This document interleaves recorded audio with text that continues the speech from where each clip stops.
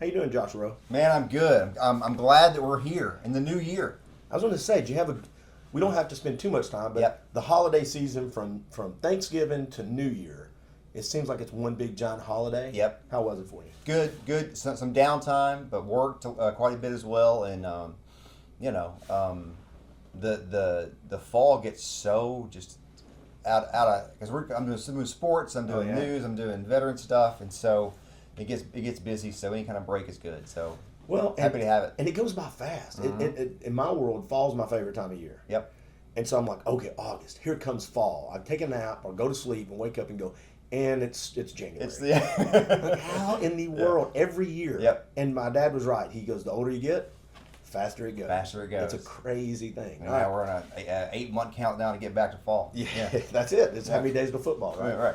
All right, so this is Oath and Pledge. I'll do my little bona fides here. This Oath and Pledge podcast is a podcast for veterans.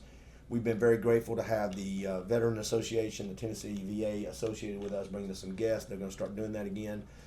Thanks to my friend First Lead You podcast with John Bounder and Douglas Ford, who sponsored the podcast.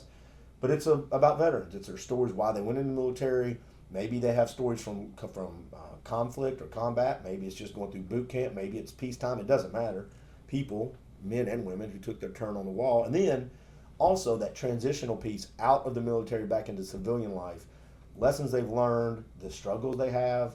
It's been fantastic conversations. And we were just talking this before we came on. I got a text from Jason, because normally there's 3 to 4 of us. Right.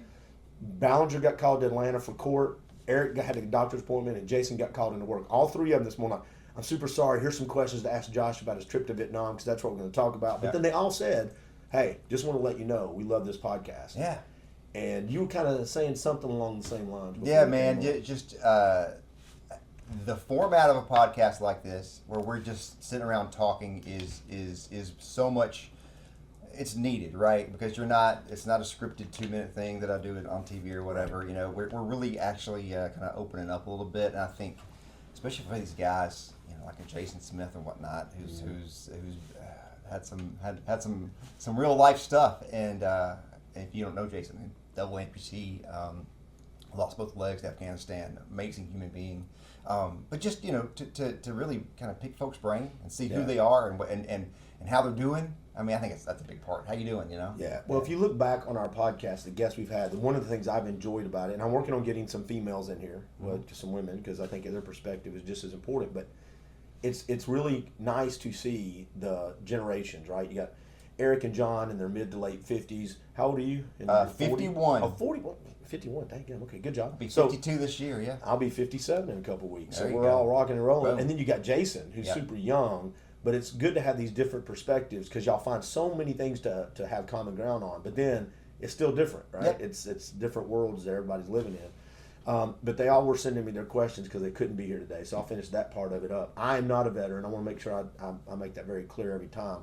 Raised by a dad who was in Vietnam in the military. And that's kind of between him and my friends, the genesis of this podcast. I would have these one-off conversations with people, and they'd be like, this is one of these stories. And then they would say, some of them, the struggle of leaving the military and going to an unstructured world can kind of be like a kite hitting the wind with no string attached. Yeah.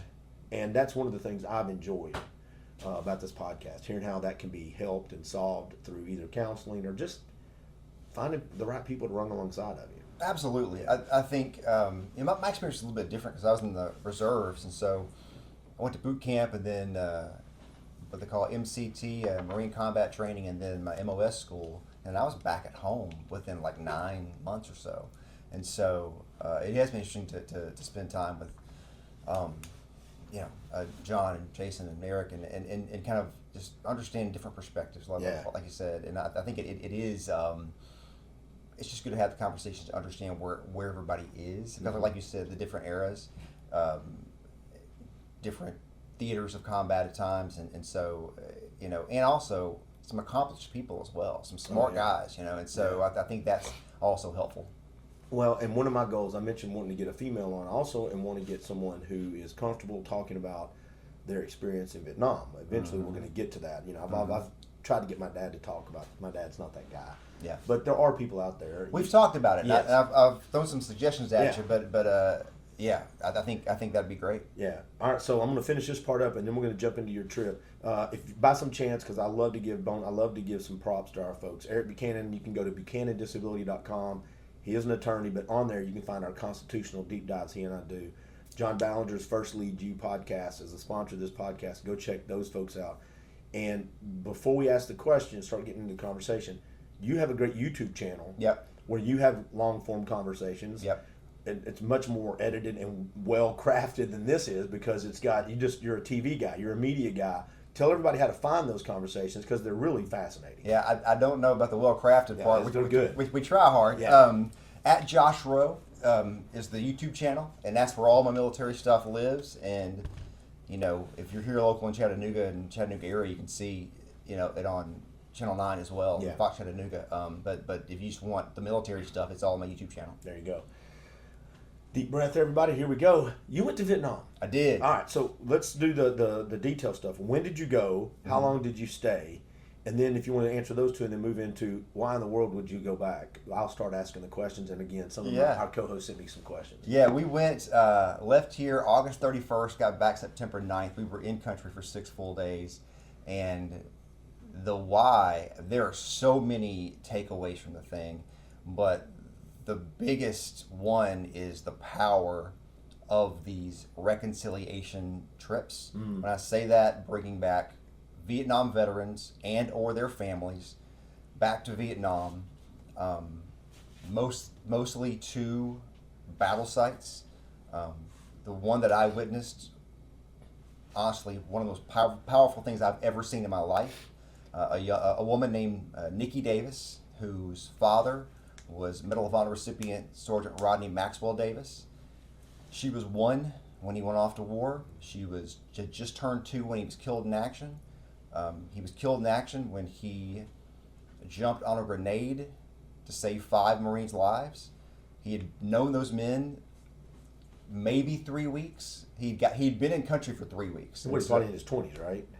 25 years old. Wow. Sergeant in the Marine Corps. He was at embassy duty in London, had a great job, volunteered to go, wanted to be part of what the Marine Corps was doing. And there's a book written about him by a guy named John Hollis. John's awesome. He was on the trip with us as well, where he tells the story of how he told his older brother he didn't want to be a show Marine. He wanted to go and fight, and kind of felt like that was important for being a Marine.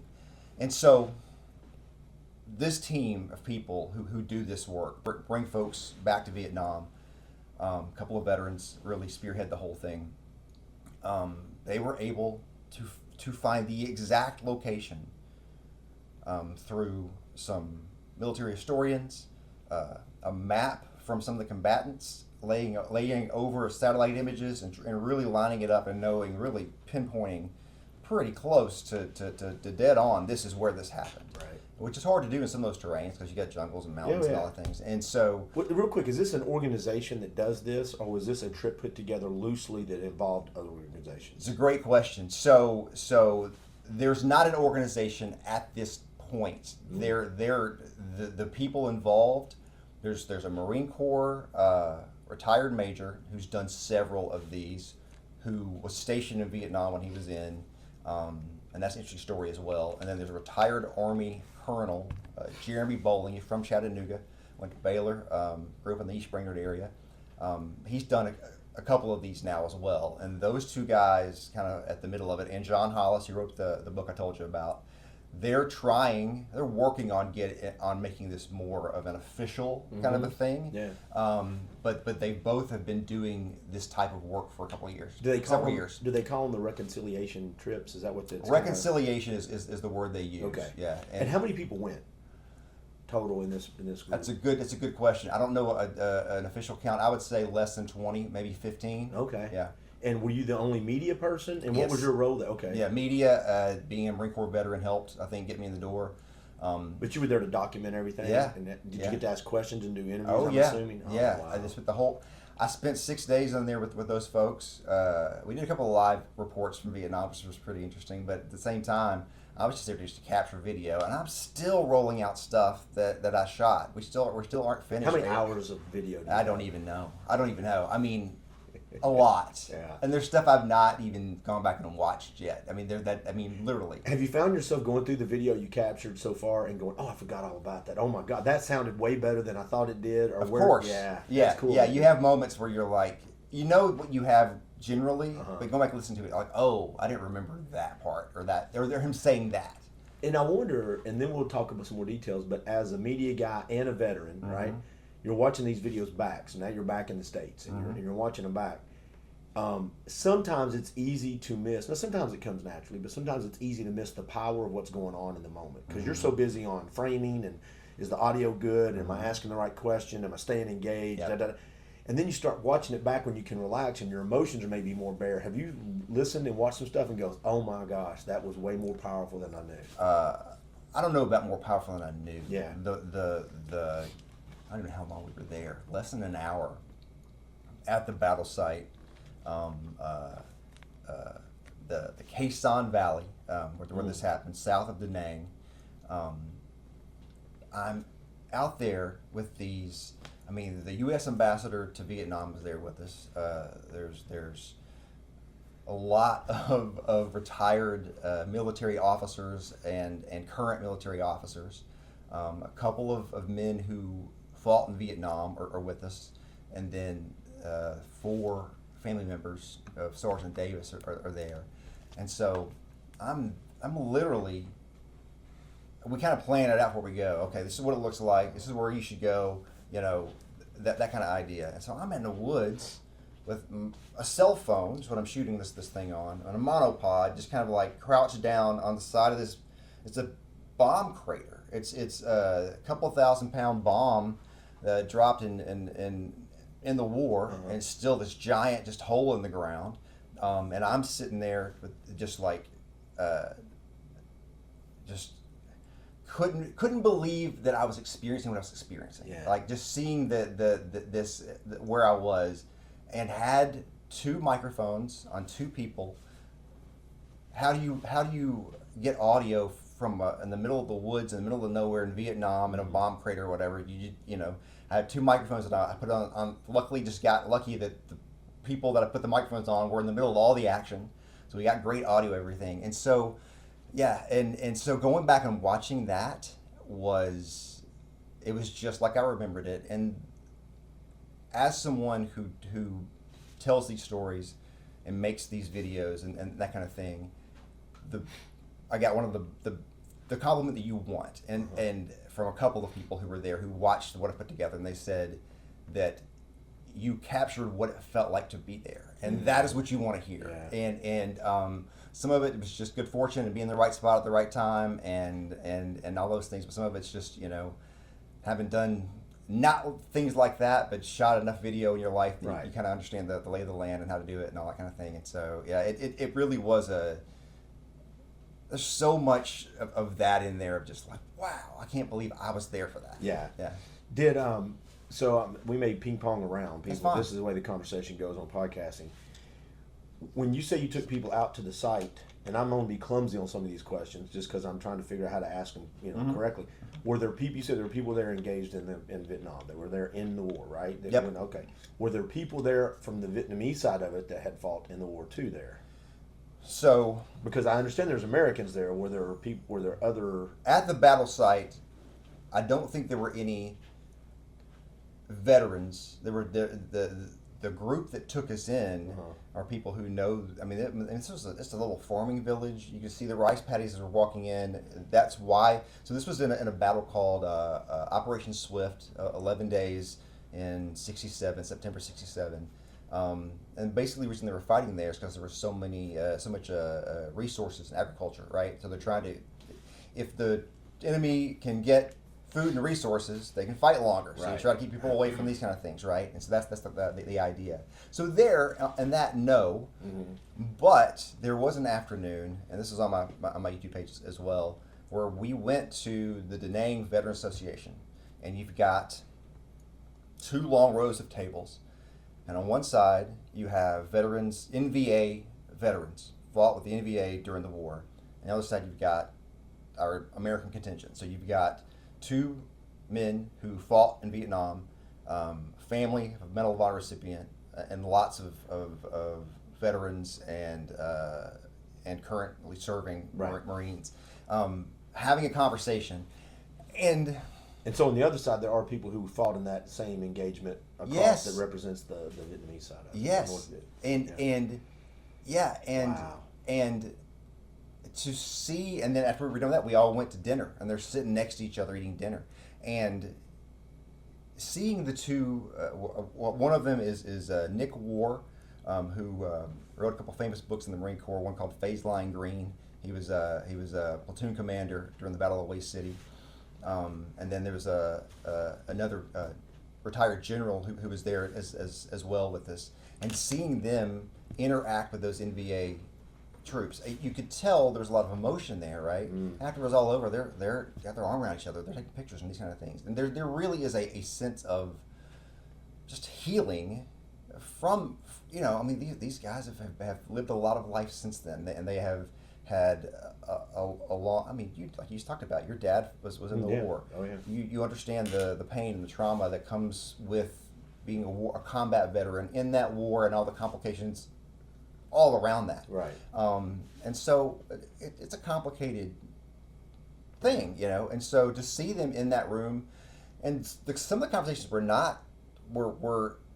I don't want to say they were tense, but they were definitely direct, because you've got the Vietnamese government has helped our country go in and find our missing troops, and there are way more Vietnamese missing troops than there are American missing troops, and so now they're in the process of this country helping that country do the same thing. They're still finding unexploded ordnances in the ground. People still getting injured from something that's in the ground. It's been there for 50 years, and they step on it or dig it up or whatever. Yeah. Exactly. And then you've got the Agent Orange exposure to our veterans. The number of people there who were facing illnesses, from that. And that's the thing, is if you understand kind of like where we were in South Vietnam, that war was fought in South Vietnam. Yeah. We were there to help. Where were they spraying the Agent Orange to kill all of the, brush and all this stuff. All that was in South Vietnam, so they're spraying it on our troops and our allies in that war. Well, when you spray something, it's not a laser. Right. It goes where it goes, where the wind takes it a lot of times. Right. Too.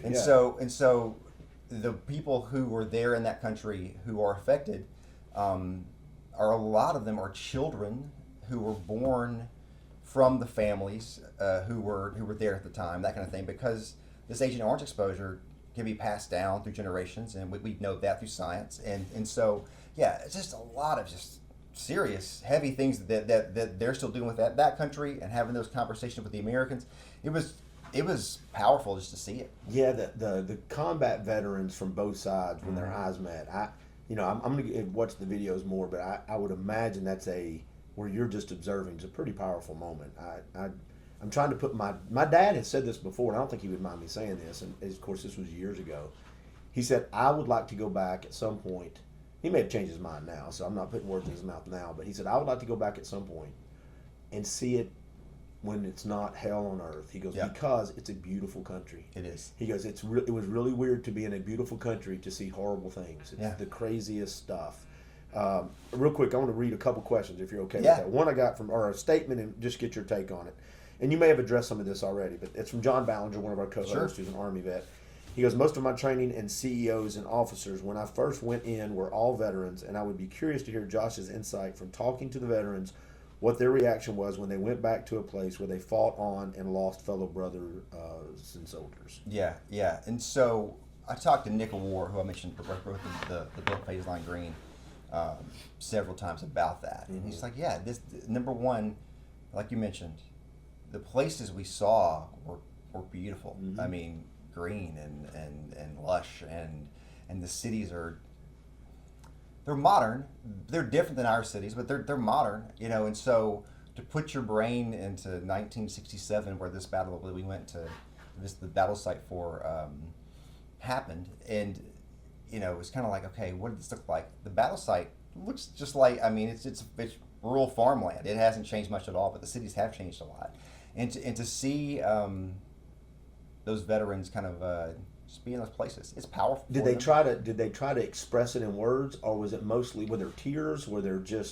Was it where they were just contemplating? Were there moments where they were just wanted to be standing there by themselves, like, just leave me alone for a second? Well, probably they wanted to, but there's probably too much activity around them to really do that. Now, at the battle site, we definitely gave that family, I say we, they gave that family, the organizers of the whole thing, after there were some speeches made and some moments, we're going to give you all the time you want just to be here and just be. Yeah. And so they took some quiet time among the family there at the site. Nick Ward had been back. This is his fourth time. That's what I was getting ready to ask that exact question, and I wonder, you probably wouldn't get. I would assume you may not get the raw emotions because it's not his first visit. Yeah. Did he talk at all about his first visit there? Did he ever say, the first time I came back here?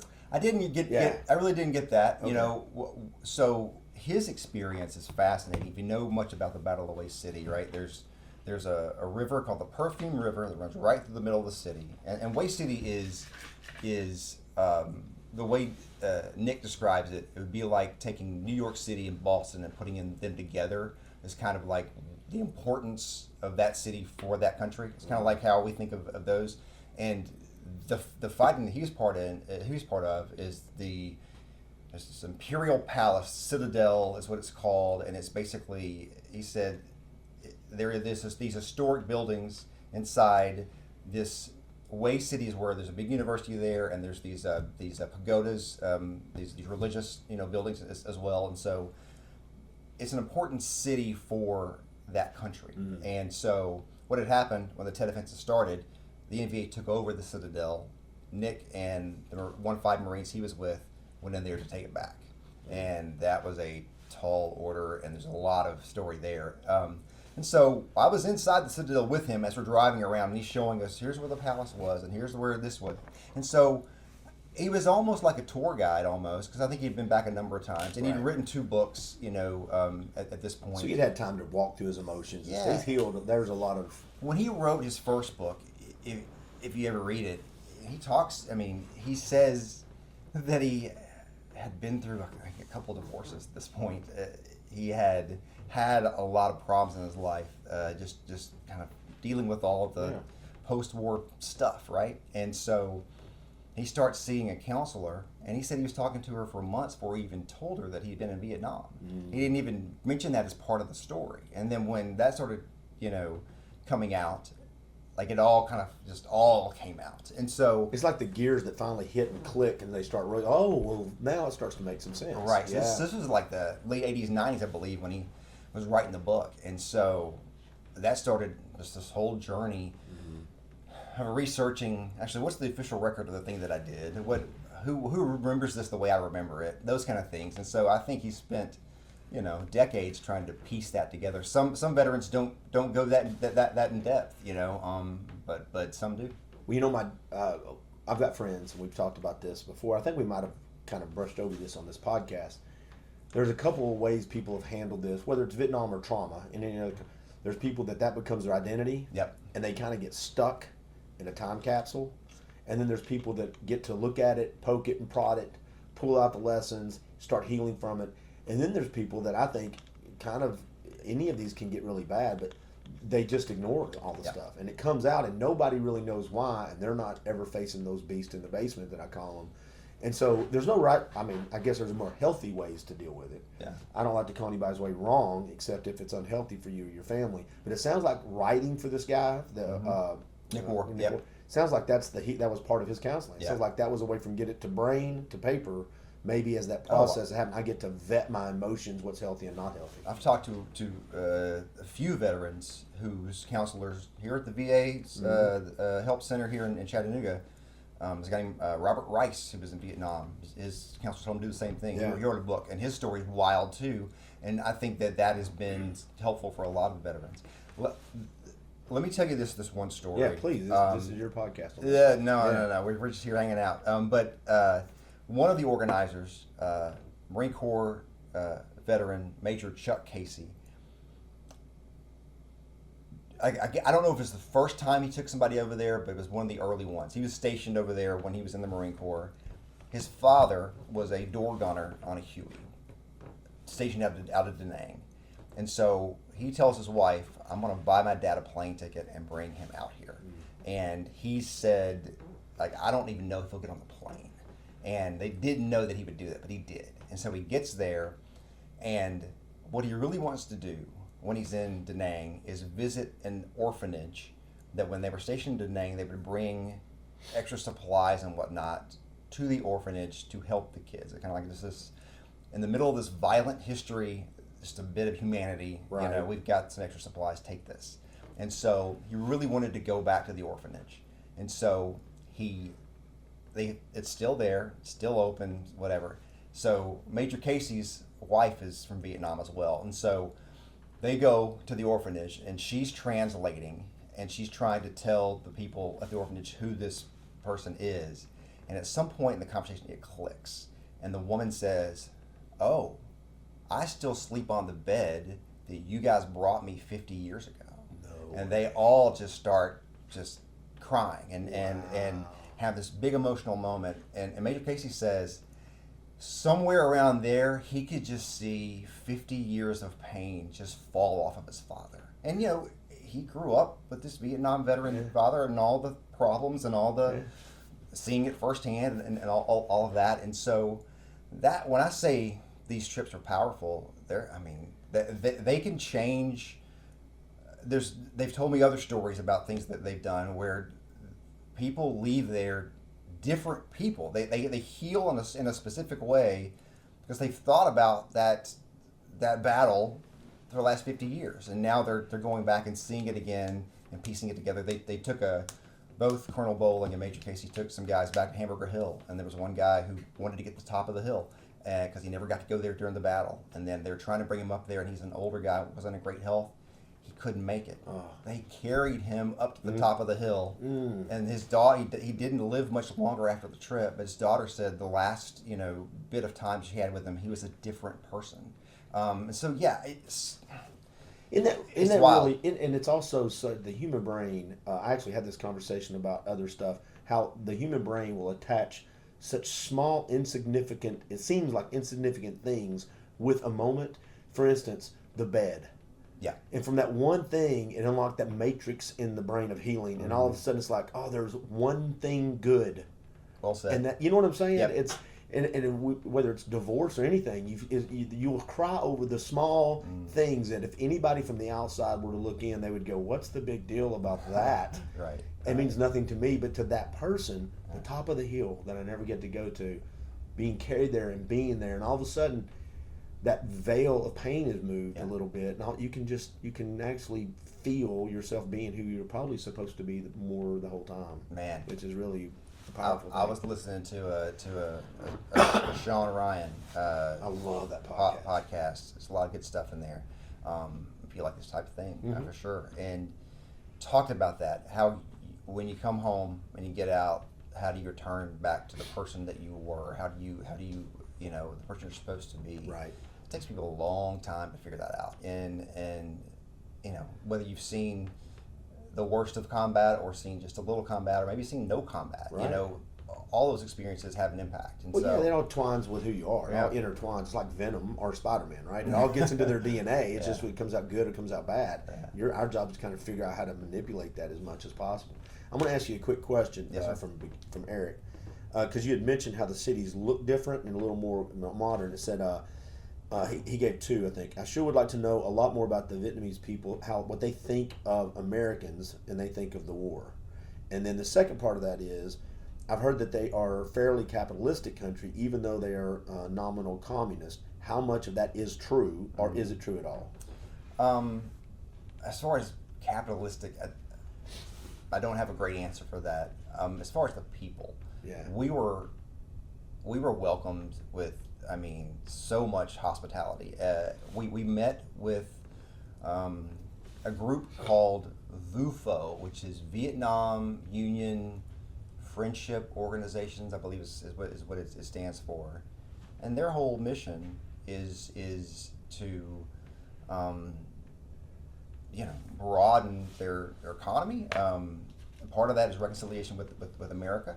America is a big trade partner with Vietnam. They want to build tourism because a lot of the country's on the beach and there's a lot of things to see, especially for people who have a history there. And so I think that for the most part, Americans are welcome there. Right. Now, I'm not a body language expert, but your body language changed a little bit, right? I talked to a man in town named Bud Alley, who was the Battle of Yadrang, the first full-scale battle of Army regular soldiers in '65. There were obviously soldiers there and Marines there before then. This is the first of Army regulars. We were soldiers once and young. Yep. We were soldiers. That's that battle. Yeah.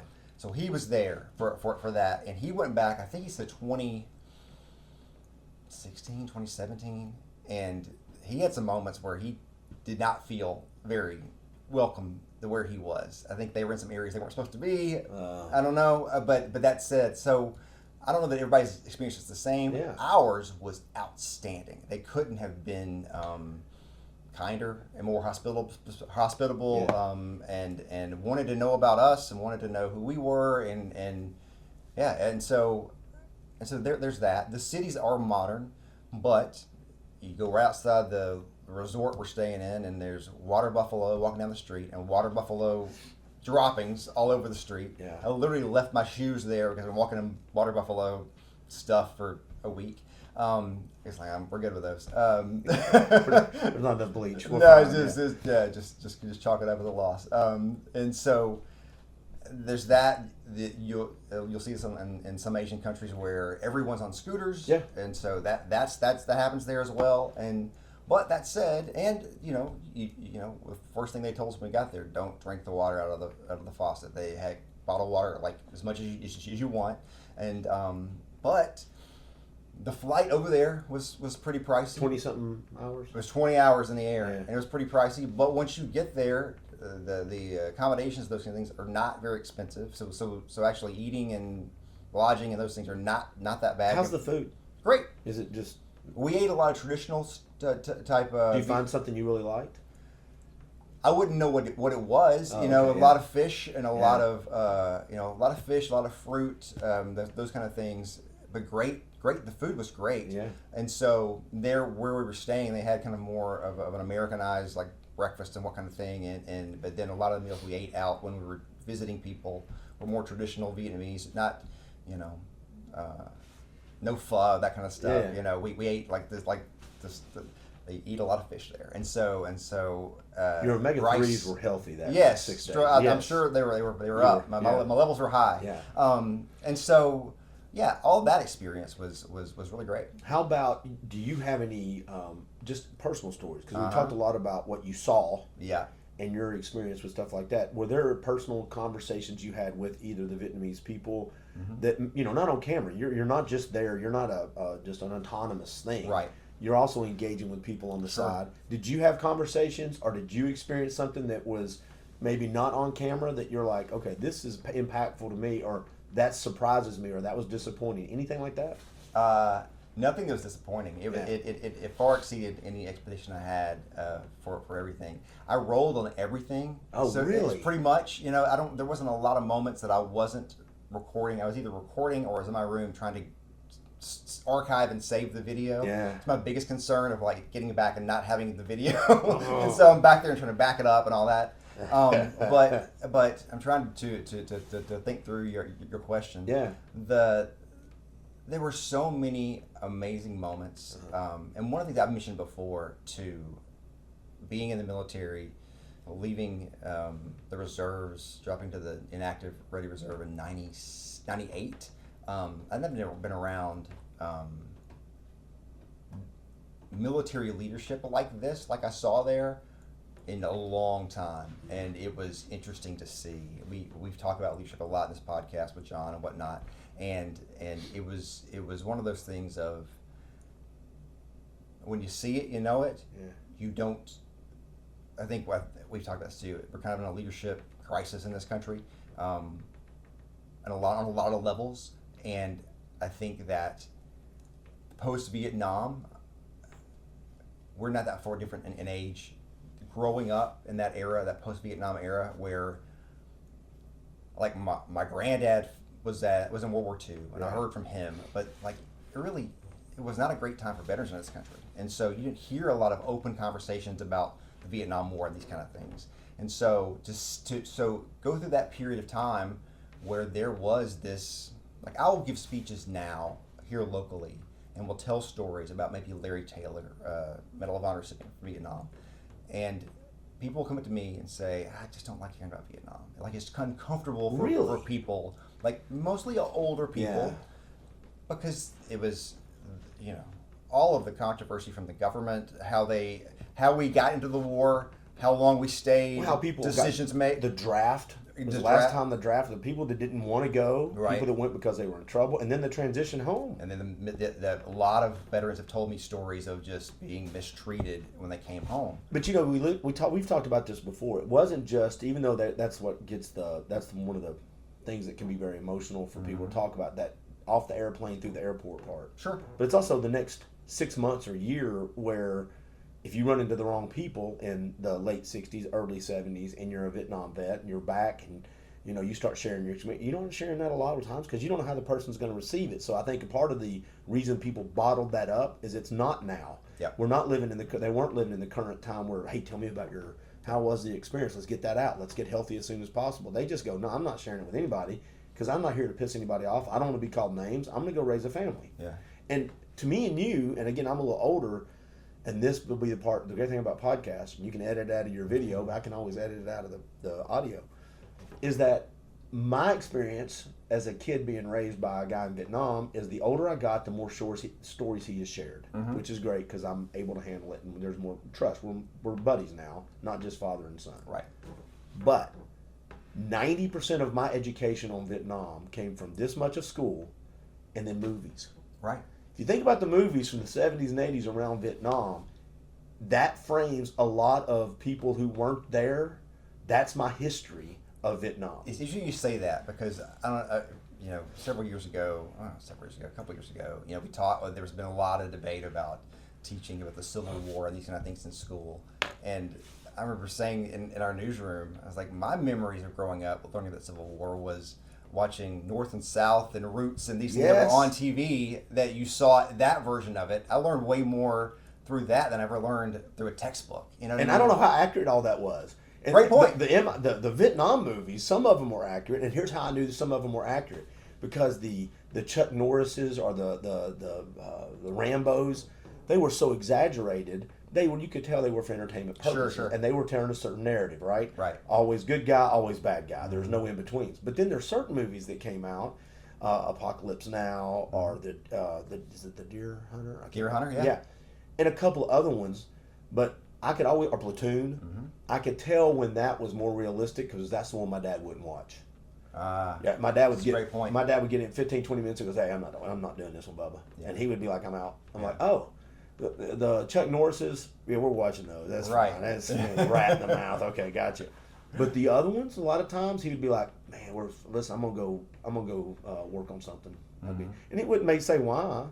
And I think when they got realistic, that's when they were like, "Nah, I'm good." It's a good point. I'm good. It's a very good point. And because when I'm putting myself in your shoes, when I would get off the airplane, my mind would immediately go to the only thing I know about this country. And of course, you're much more immersed in the veterans and these stories, so you probably have a little bit better perspective.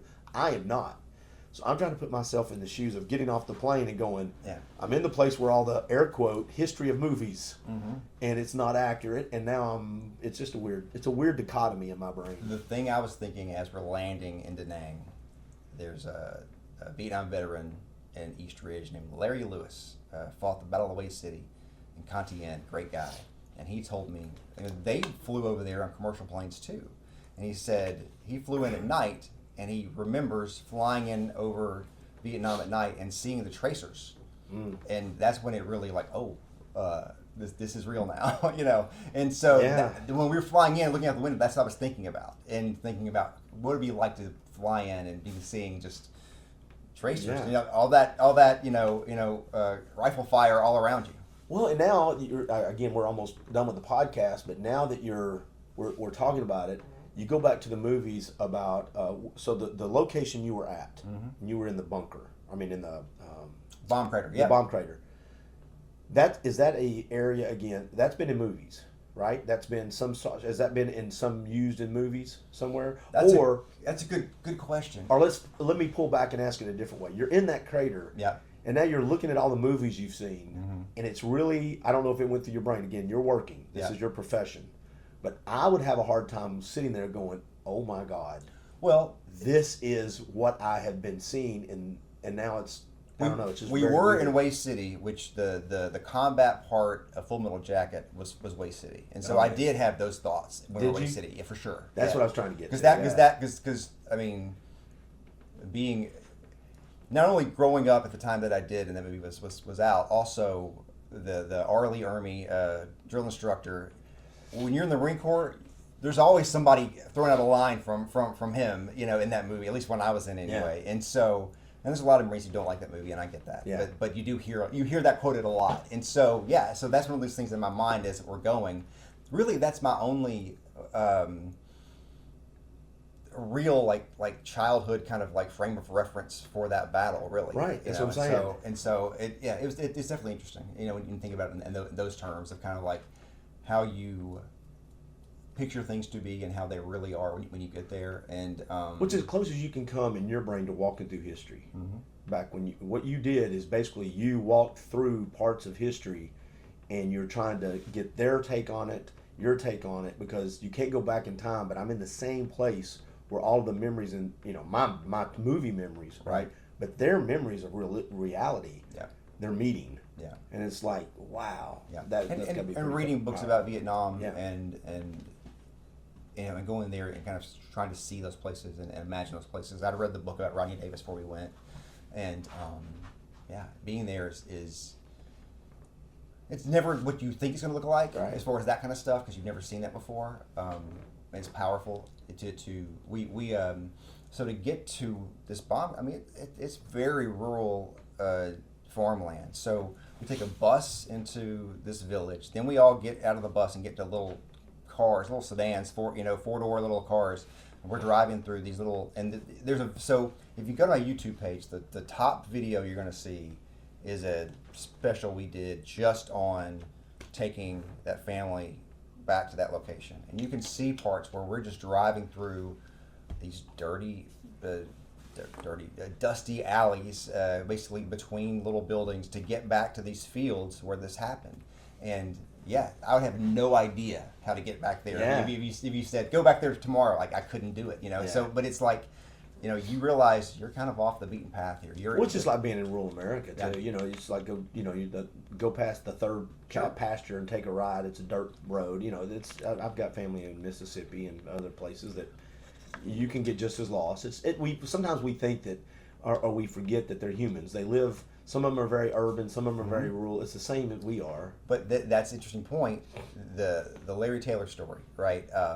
He, if you don't know the story, Cobra pilot rescued 4 LRPs in a battle in a village called Ap Go Kong.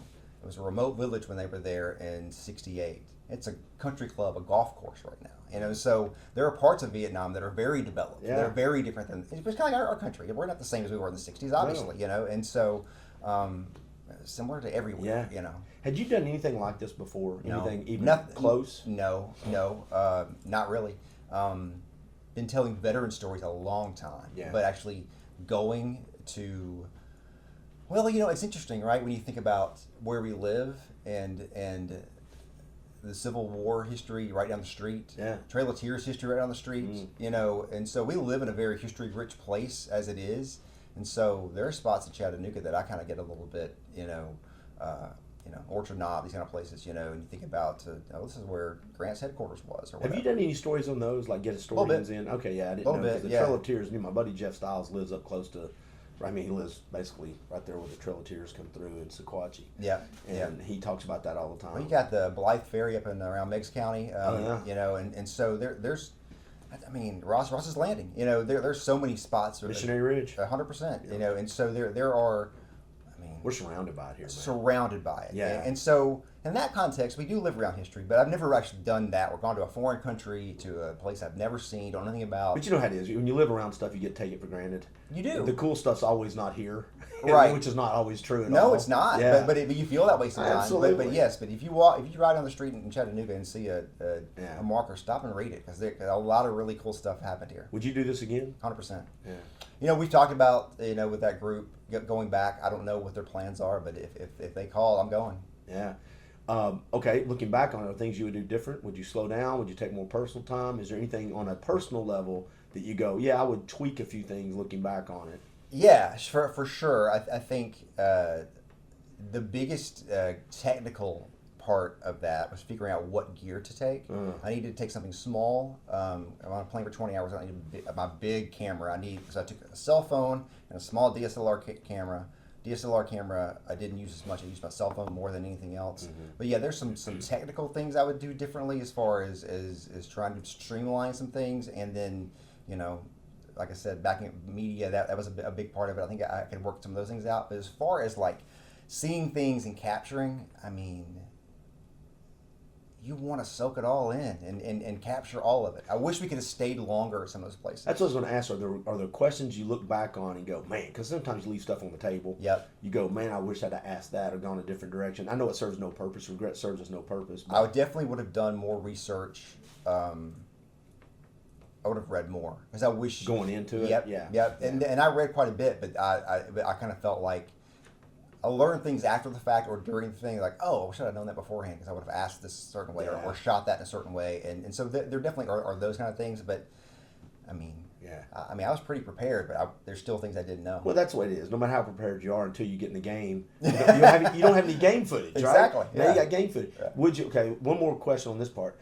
Looking back, would it have helped you at all to have someone with you that was your helper? Like, if I had someone that I could say, go do this, shoot this from over there, let me do this, get some B-roll. Would you have liked to have someone that could have been your air quote, assistant? Right. Assistant? Maybe. But I work alone a lot, and kind of the good thing when you work alone is that you've got it all in your head. Mm-hmm. You know what you have. You know what you need. You know, if you work with someone else, you think that person gets the shot that you need. Oh, it has to be because trusted. they're in the right spot and whatever.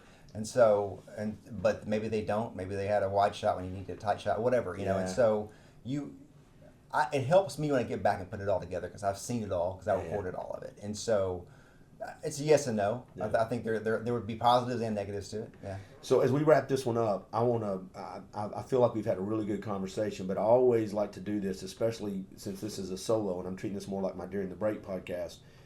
I always like to ask, what have I left on the table? What are some takeaways you want people to think of that you've not been able to mention? What are the takeaways you had? I'm going to give you the floor to say, and they can ramble. It doesn't have to be any coherent thoughts. It can be bullet points. I just want to make sure when people listen to this, they leave listening to it with what you want them to leave with. Yeah, the biggest thing is I don't know how many of these trips will happen moving forward. It seems as if that country, these people want more of this.